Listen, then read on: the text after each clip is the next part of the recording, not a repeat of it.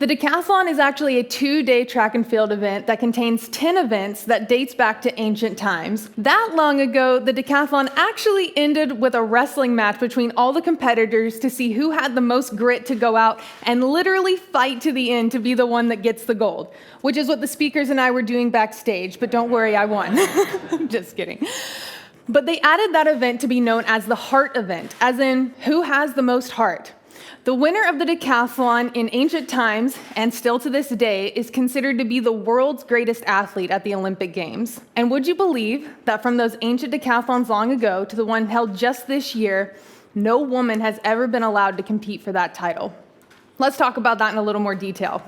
So since the year 1912, the order of events is 100-meter dash, long jump, shot put, high jump, 400-meter dash, sprint hurdles, discus, pole vault, javelin, and the modern-day heart event, the 1,500-meter run, which is almost a mile.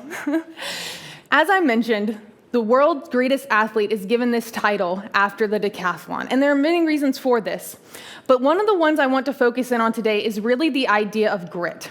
Being a person or an athlete of grit is something that is still being researched. A previous TED Talk speaker named Angela Lee Duckworth has actually done copious amounts of research trying to figure out what makes our kids gritty.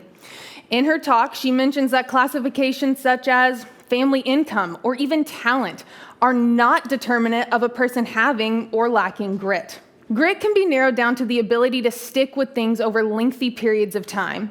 And when things get hard, challenging, or even painful, people with grit are able to keep going. Being a decathlete requires an athlete to have an abundance of this quality. Not only is the extensive training incredibly grueling, being many hours over every day for years, almost none or no off-season at all, and incredible focus, but the competition itself is extremely mentally and physically trying. And while I am not some fantastic researcher in the field, being a decathlete myself, I have seen many qualities of what will make a person gritty both on and off the track. And we're able to sum these up even in the word. So first of all, people with true grit are grateful. The attitude of gratitude is not something that they simply have based on how they're feeling at that moment, but something that they choose to have. They do not complain with comments of unfounded unfairness, senses of entitlement, or see the world only how they have it worse than everyone else. I've seen those detrimental mentalities destroy more talented athletes than anything else, and they are usually the ones that end up becoming quitters. Secondly, people with true grit are respectful. They respect themselves, others, and the process. When people disrespect themselves, they do not do the things in their life that will allow them to succeed. Time spent improving oneself or treating oneself with kindness is neglected, and their bodies and souls suffer for it. And when people disrespect others, they are alone, and they miss out on all that other person has to offer. And as we know, no one ever truly accomplishes anything alone. And when an athlete disrespects a coach, it leaves them wanting, undertrained, and a sense that their failures are not their own fault. They also respect the process. As we know, the path to success is not a straight line. And to respect the process is to accept mistakes, make adjustments, avoid the sense of failure, and to trust in the work that they are putting in. Third, people with true grit have integrity. No one is actually truly watched 24/7, and people with integrity do the things that they are supposed to, whether others are watching or not. It is the stuff done in the darkness, out of the limelight, that eventually comes forward. An athlete does not win at the competition. An athlete wins in their training, and the competition is just the opportunity to show it. Author Henry Cloud actually puts it very well in his book titled Integrity. He says, when we are talking about integrity, we are talking about being a whole person, an integrated person, with all of our different parts working well and delivering the functions they were designed to deliver. So your talk matches your walk, or maybe your run. In the decathlon, if you do not have the integrity to train all of the events, you might be a really good runner, jumper, or thrower, but you will not have all of your different parts working together to be a true decathlete. And lastly, people with true grit have tenacity. Webster's dictionary defines tenacious as not easily stopped or pulled apart, or very determined to do something. But I like to describe it as the fire in someone's eyes. There is a mentality in these people that refuses to be beaten down, to give up, or to give anything less than their all. There is something that rises up in these people to conquer what is in front of them, and you can see that nothing will stand in their way. This is what the modern day 1,500 meter run or the ancient wrestling match was meant to bring out in the decathletes. In either case, without tenacity, the heart event is void. I would like to bring up that there is actually one more quality that people do have, and that is purpose. Undertaking massive tasks in life never comes without its hardship. But the purpose behind why someone will continue going no matter what is the underlying baseline of why some people can keep going when others quit. People ask me all the time if I feel like I found my purpose in the decathlon and training for a possible Olympic future. And I tell them all the time, no. Personally, if my purpose was to run around in circles, jump things, and throw things, I would be an incredibly depressed and unfulfilled person.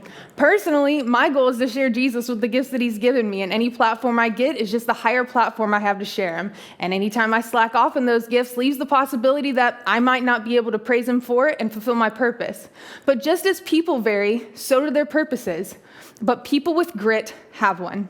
In the last 50 years, so roughly half a century, women have been competing in the decathlon for one purpose: to prove that women can. As I mentioned earlier, since the year 1912, men have had this modern-day decathlon, so that's 109 years.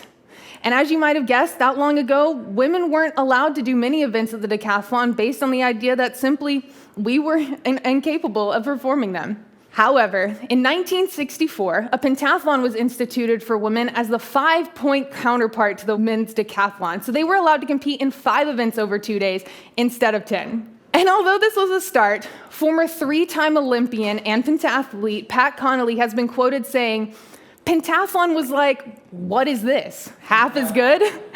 It never sat right with me, especially when they added an 800 and javelin to make it a heptathlon. It didn't sit right with a lot of women, and much like the woman that jumped in the marathon in 1966, women started putting themselves in decathlons. The pentathlon lasted until 1984 when, like Pat said, they added 2 more events and women were now allowed to compete in 7 events over 2 days. The heptathlon excludes the discus, the pole vault, the 100-meter dash, and makes the day 1 and day 2 runs half as long. World record holder Jackie Joyner-Kersee was around for the switch and actually said, "When the pentathlon went to the heptathlon, my biggest fear was learning the javelin. We didn't have it in high school. The first time I threw it, I hit myself in the back of the head and thought, oh my God, we have a long way to go." But she obviously got the hang of it. And when asked about the decathlon now, she said, "At first, I wasn't a big fan, but then I thought, why not be a supporter? I want all young girls to have the opportunity to enjoy the multis." Pole vault was the biggest issue in not getting women a full decathlon since we were thought of being incapable of performing that skill until around the year 2000 when it was finally added to the games. With its addition, women have been allowed to compete in every single one of the individual 10 decathlon events for over 20 years. And yet, at this last decathlon, still nothing. However, women were competing in decathlon so much that they actually, at the International Association of Athletics Federation, created a women's decathlon scoring table. And they actually accept and ratify the women's decathlon national and world records the same as every other event in track and field. My decathlon journey started in college. I was a heptathlete who asked my coach if I could learn pole vault, and he said, "No, I am not coaching you in pole vault." And with that, my pole vault career began.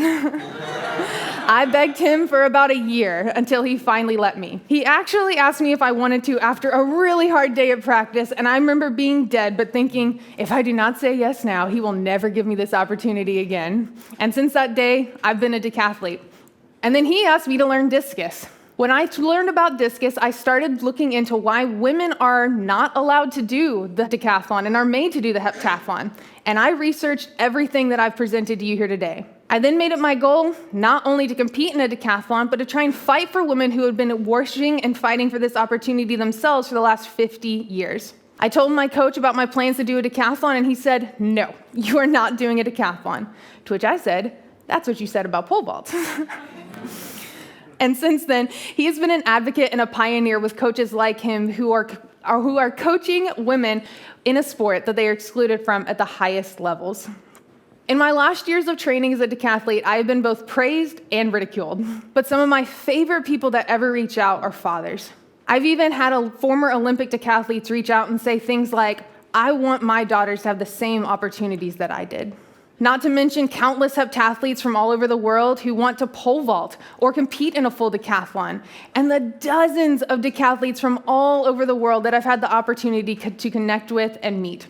It was because of all this that the Let Women Decathlon movement was started. It now has a petition with over 28,000 signatures for its addition to the Games. It's been written about in the New York Times, it's gained television coverage, and more conversations are still yet to come. Female decathletes are some of the grittiest people I've ever had the pleasure of competing in what is most likely the most challenging event at the Olympic Games, considering it does, after all, crown the world's greatest athlete. And I'm here to tell you that the world's greatest or grittiest athlete could be a woman. We just have to give them the chance. Thank you.